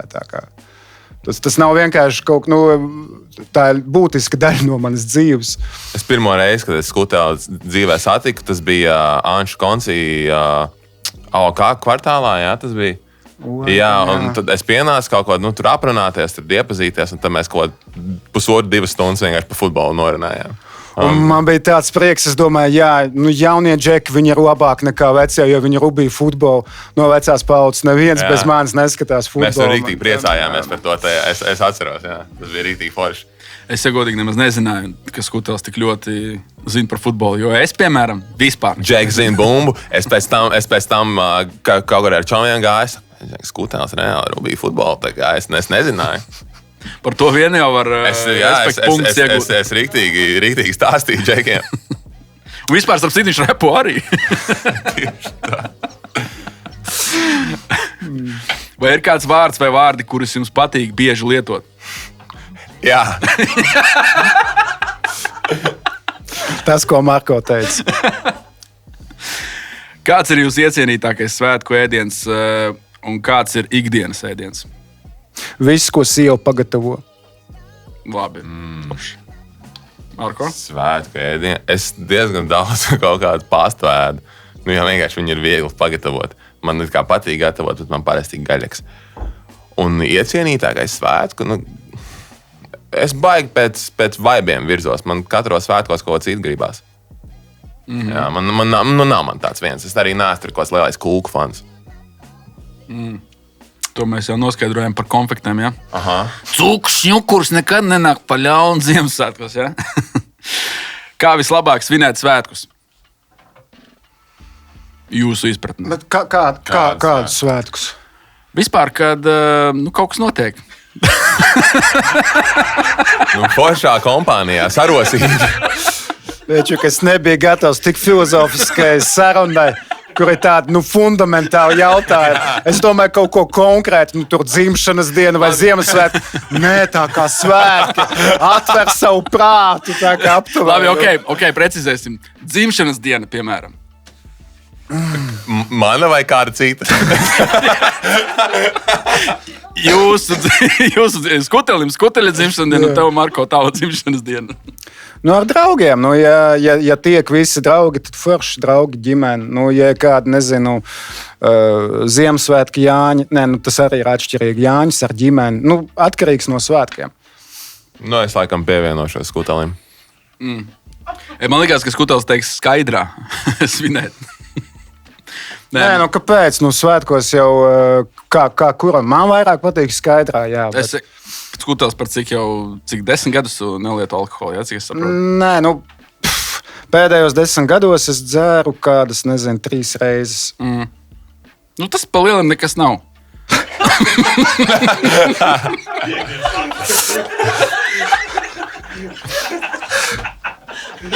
Labi, pie nākamā jautājuma. Neko nepareizi jau nepateici. Večuk, es vienkārši gaidu, ka tu uzrakstīsi kādu grāmatu pamācību ar tādām atziņām, kā skatīties uz dzīvi. Jā, tas bija skaisti. Paldies tev. Tālāk, ejam. No kā jums ir bail? Ir taču kaut kāda lieta, vai ne? Es laikam negribu atklāt. Citādi kaut kādi opi šī to dzirdēs un būs problēmas. Nu, man laikam par ģimenes tuvāko cilvēku draugu veselību. Jā, es nezinu, vai bailes ir īstais vārds, bet raizes, rūpes. Raizes ir labs vārds, jā. Šitien mēs tūlīt iebrauksim filozofiskajā atkal. Kas vispār ir raizes? Jā. Ko tev nozīmē raizes? Kurš to vārdu izdomāja vispār? Viņam, laikam, vārds bija svarīgs. Viena lieta, ko gribētu aizliegt, un viena lieta, ko atļaut ar likumu. Nu, baigi filozofiski tie jautājumi. Man jāpadomā. Nē, es jau man pašam tas nav aktuāli, bet es esmu totāli par marihuānas dekriminalizāciju. Tas ir vājprāts. Pie mums tas ir likuma aspektā ļoti smags noziegums. To vajadzētu kaut kā, man liekas, koriģēt. Un ko vajadzētu aizliegt? Vajadzētu aizliegt sūdīgi repot. Es pilnīgi to pašu kā godvārds. Bet par to, ko vēl kas ir pilnīgs bezsakars, kāds sakars, ka tagad, lai ar boltu skūteri braukt, vajag mašīnas tiesības. Tās gan ir muļķības. Ko tu muldi nopietni? Jā, no 1. aprīļa. Es sākumā izlasīju, man likās, ka 1. aprīlis, joks. Nē. Tev baigi ietekmēs viņiem biznesu gan jau. Es nezinu, man liekas, tas pilnīgs absurds. Šitas ir jāmaina. Tagad viņi vienkārši mētāsies apkārt nevajadzīgi nevienam. Es pieņemu, ka lielākā daļa brauc, bet tāpat tas jau brauks. Tev vajag tajā, labi, nav svarīgi. Es pateicu savu viedokli. Bet vai tas ir īstais ceļš? Rakst komentārā, ko tu par šo domā. Tev vajag zem video. Nākamais mums ir viena tāda samērā jauna rubrika ar te ir mums no Gustavo jautājums. Un pagājušajā mēs viņu ieviesām ar Ansi diezgan novēloti, bet kā ir, tā ir. Tātad jautājums no Gustavo jums. Kas jūsuprāt ir ievērojamākie repa meistardarbi līdz šim? Viens ir jūsu pašu, un otrs ir kāda cita. Ievērojamākais. Latvijas ietveros? Vēlams Latvijas, jā. Savus pirmkārt, un otrs ir Latvijas vēlams. Ja galīgi trūkst. Man baigi daudz tādu nav, nelegants, tikko iznāca. Varbūt varam paklausīties. Dziesma varbūt. Meistardarbs. Es pieņemu varbūt par dziesmu. Par dziesmu. Jā, varbūt meistardarbs, bet es pieņemu, ka varbūt konkrētāk būs dziesma. Tas būs. No kāda cita es sākšu laikam mana mīļākā dziesma LV hiphopā ir Rokas. Anču dziesma. Un man otra mīļākā dziesma ir Pēcgarš, kur arī Skutels parādās. Un no manis jāpadomā. Lai iet kavēšanās Demka. Kāds ir dzirdējis? Albuma otrā dziesma. Kavēš? Es domāju Demka. Nē, tās nosaukums. Okay. Es domāju Demka kaut kādu, kur neviens nav dzirdējis. Atvaino Gustavu, bet no sevis es nenosaukšu.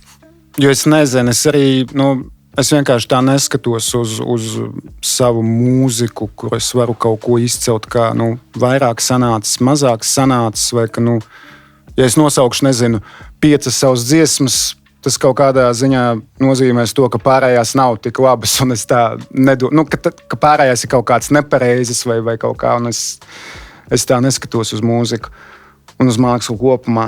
Bet vispār no jaunākā man Marko albums ļoti patika, man ļoti patika Anša albums, un es ceru, ka pie meistara darbiem šogad varēs pieskaitīt arī, es saprotu, ka Galveniekam būs albums, iespējams, es ceru, Zaņāram būs albums, es ļoti ceru, ka Steps izdos albumu, to es ļoti gaidu, jo Slikts suns joprojām man ir viens no favorītu ierakstiem vispār pašmāja hiphopā.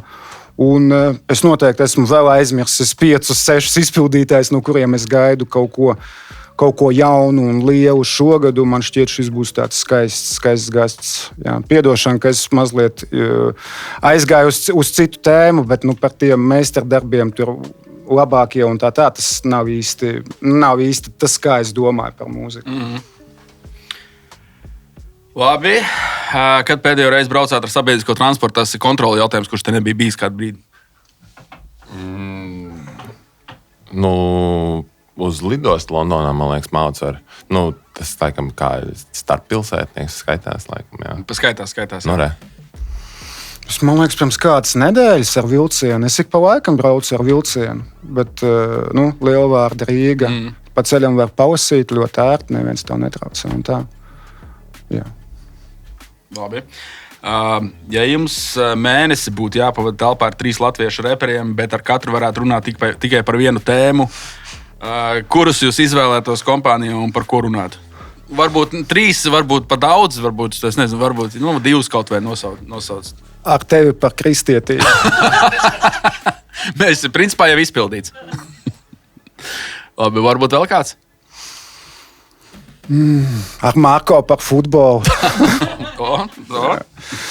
Nezinu, varbūt ar Gustavu par vecajiem laikiem, kaut kādām senajām dienām. Par dienām, kuras es nebiju piedzīvojis, jo es biju pārāk sīgs, bet viņš jau bija mūzikā. Man būtu es lasīju, protams, Gustavu grāmatu, bet man būtu interesanti arī vēl parunāt par tiem pirmajiem soļiem viņa dzīvē, muzikālajā dzīvē. Un tā. Tev, Marko? Jā, es piekrītu šim futbola apgalvojumam. Tā kā Skūtēls arī paliek. Mums tā labi runājas, to arī brauc līdzi. Un kas būs 3, ko mēs pēc ceļam savādāk, to gan man vajag nomainīt. Lai iet hota, viņš pagatavos ēst visiem. Viņš ir prasmīgs džeks. 3 vietas, kur jums patīk atgriezties? Studija. Futbola laukums. Un mājas. Boom.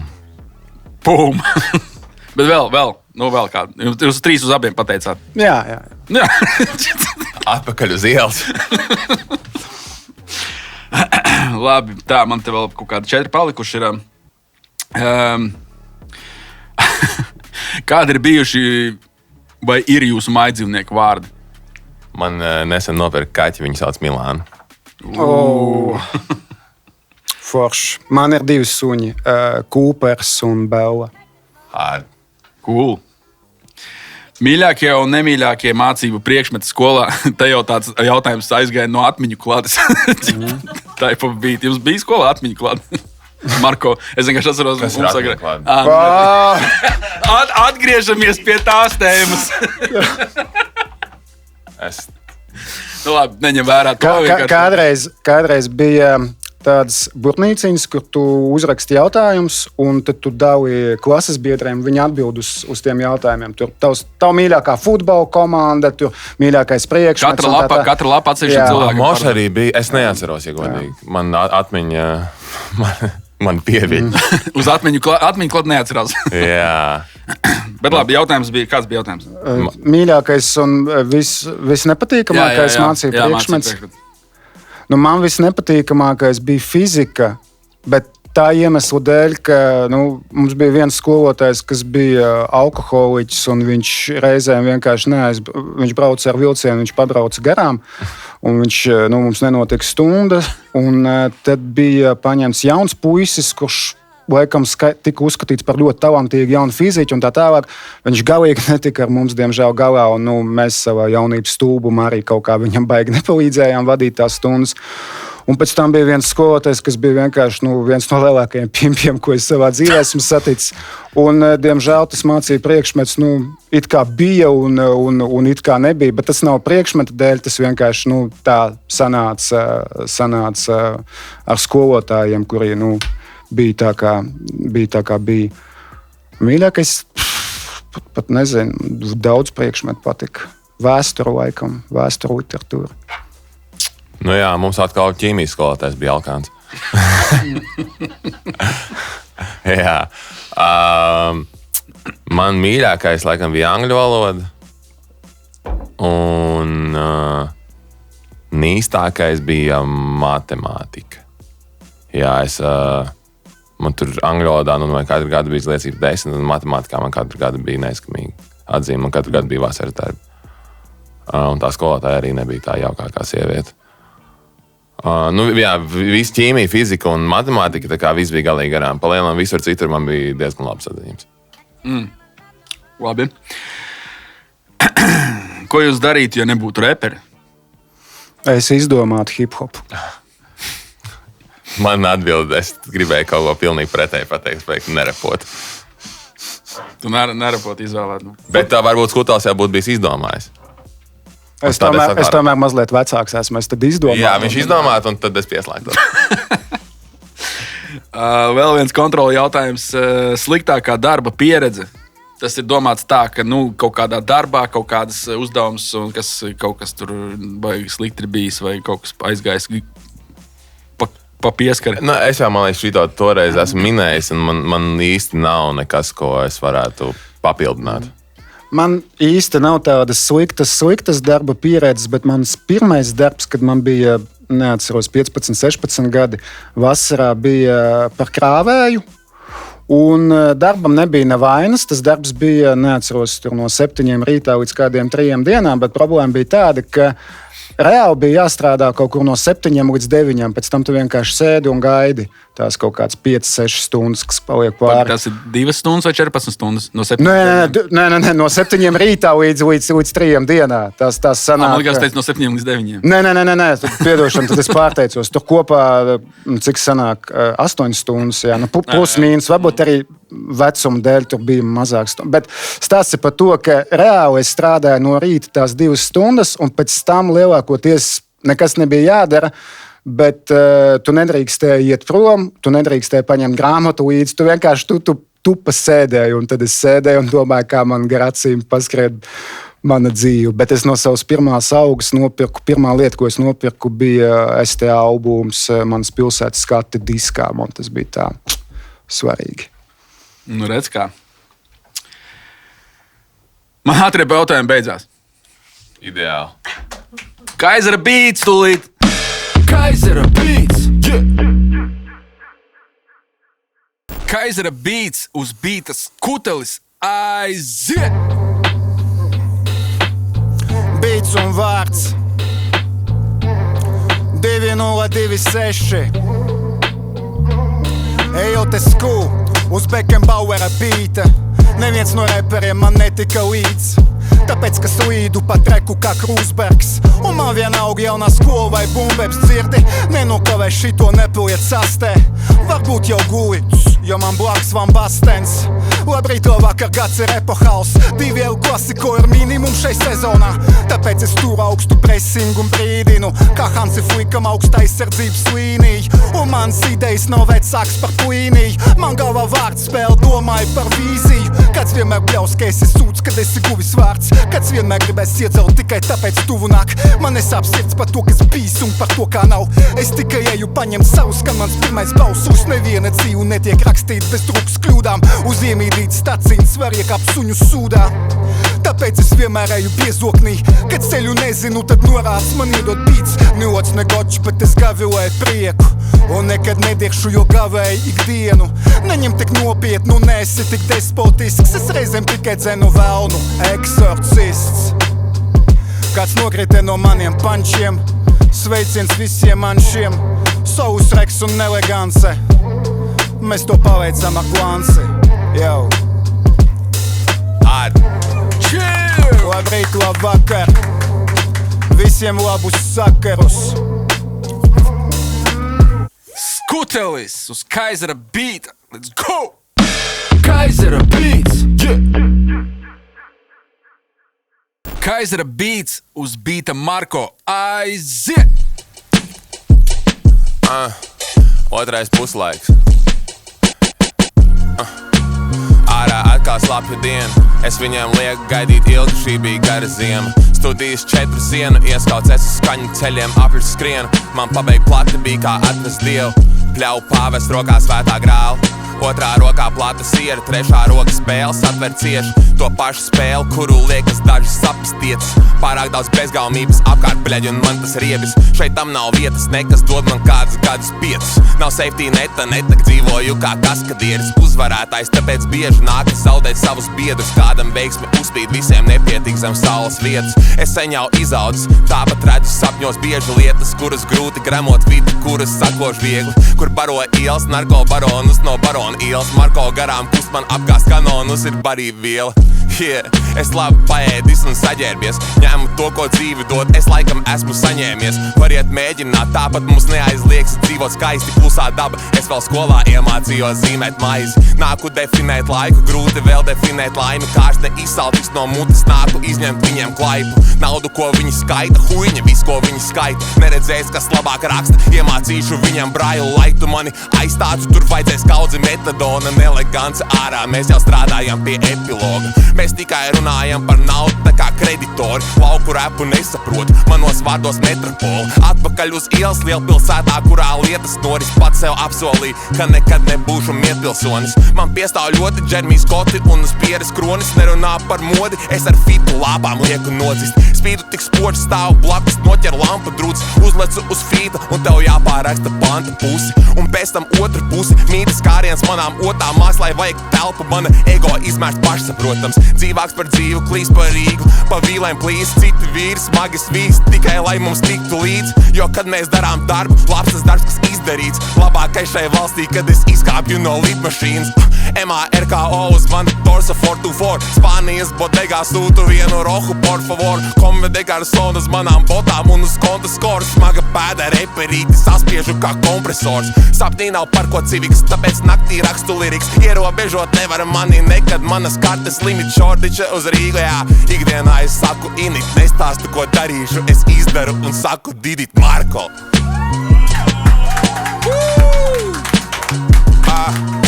Nelegants ārā, skaists dzīvot neaizlieks ārā. Souls reks ārā, ejam streamot, ejam klausīties 5 reiz, 10 reiz, 1000 reiz.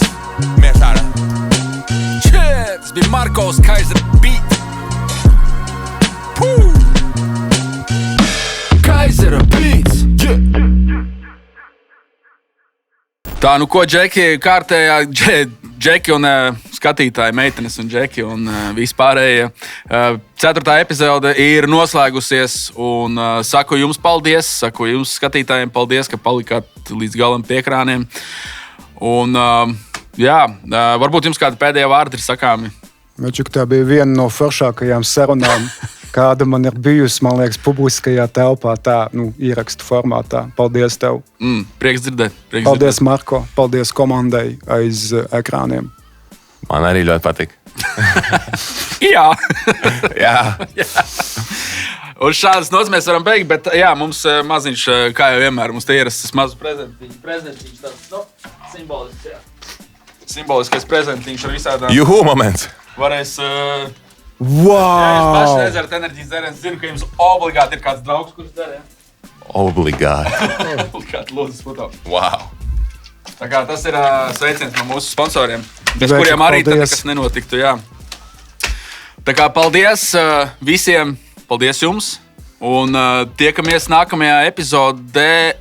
Es uzprasīju, jums nav kāda vēl vārda sakām, bet jūs pateicāt, laikam, jā. Nelegāns ārā visās straumēšanas platformās. Skaists dzīvot neaizliegs ārā visās straumēšanas platformās. Sols Reiks ārā visās straumēšanas platformās. Kaiser Beats ārā YouTube. Es vēl gribēju pateikt, ka albums 222 arī pieejams visās straumēšanas platformās. Yes. Neviens nevar sačakrēt tik jau tā kā uz beigām, jau beigas, tā kā es. Ja. Tā kā labi, paldies visiem, mēs ārā. Šis ir beats un vārds. Šis beats un vārds. Beats un vārds, jā, beats un vārds.